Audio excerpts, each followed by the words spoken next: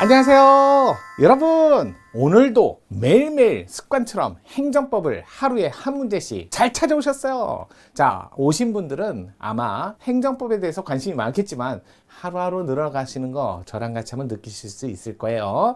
장담합니다. 여러분의 행정법 실력을 제가 매일매일 시나브로 조금씩 그게 어느 순간 되면 번쩍 올라가는 그런 실력을 만들어 드릴 테니까요.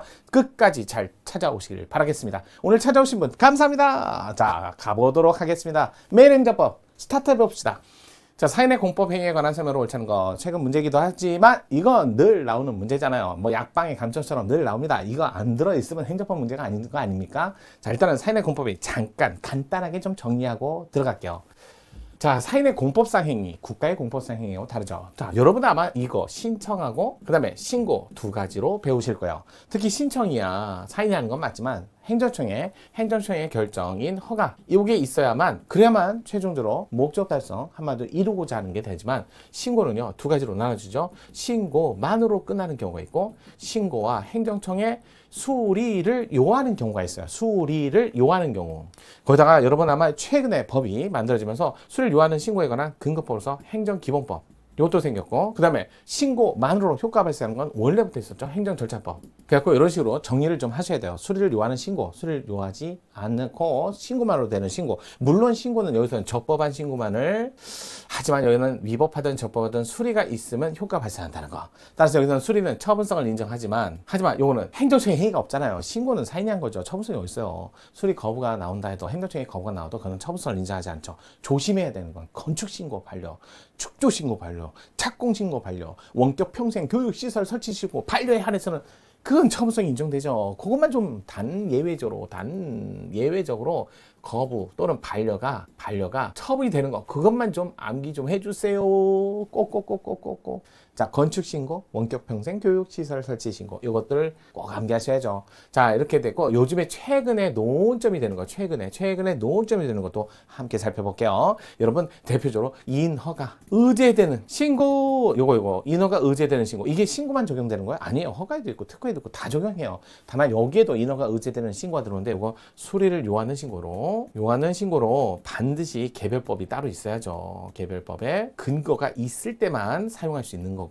자, 그 다음에 두 번째 논점은 바로 지위 승계 신고. 이것도 보셔야죠. 이것도 수리 의무 있는 신고죠. 수리를 요하는 신고. 자, 수리를 요하는 신고. 얘도 개별법에 근거가 있어야 돼요. 요즘에 솔직히 말해서 최근에는 요 문제가 더 어렵게 많이 나오고 있어요. 특히 인허가 의제는 이게 전부 인허가가 있고 또 일부 인허가가 있고 해가지고 여러분 일부 인허가 뭐 이런 거 주택건설 사업계획 승인 요거 사건하고 자 중소기업 창업지원법 사건하고 또 자 미군 주둔 지위 관한 주둔 요거 법률 있잖아요. 법도 되게 길어요. 그 딱 세 판에만 하시면 돼. 솔직히 미군 주둔지 지역에 관한 그 공유법 그거는요 잘 안 나와요.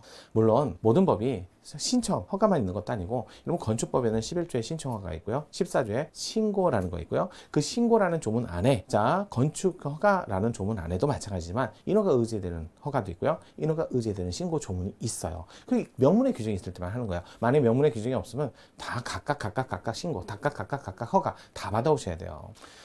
자, 뭐 살펴보도록 할게요. 요걸 전제로 여러분 아마 이거 뭐 솔직히 말해서 뭐 마르고 닳도록 얘기하고 싶지만 그래도 딱 요 정도 보고 문제 한번 살펴볼게요. 옳지 않은 것을 골라보세요. 자, 1번 인허가 의제 효과를 수반하는 건축신고. 자, 수리를 요하는 신고죠. 특별한 사유가 없는 한 수리를 요하는 신고로 봐야 된다. 만든 지문이죠. 아우 그냥 일반적인 지문 나왔네요.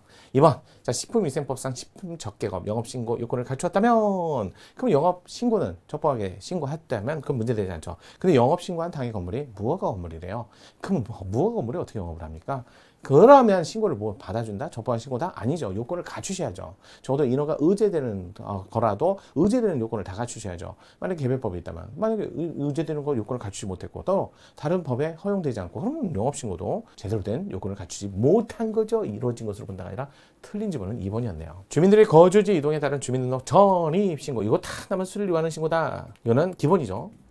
거기다 형식적 요건만 형식적 심사만을 통해서 그러니까 형식적 요건, 형식적 심사 이것만 한다는 거예요. 형식적 요건, 형식적 심사만을 통해서 요건과 형식적 요건에 관한 심사만으로 따라서 개별법에 있는 법에 있는 법률에 있는 요건, 형식적 요건 심사만을 하는 거지. 뭐 지방자산제 이념이라든지 자 이런 것들은 그런 것들은 심사 대상이 아니죠. 30일 거주 요건이라고 돼 있어요.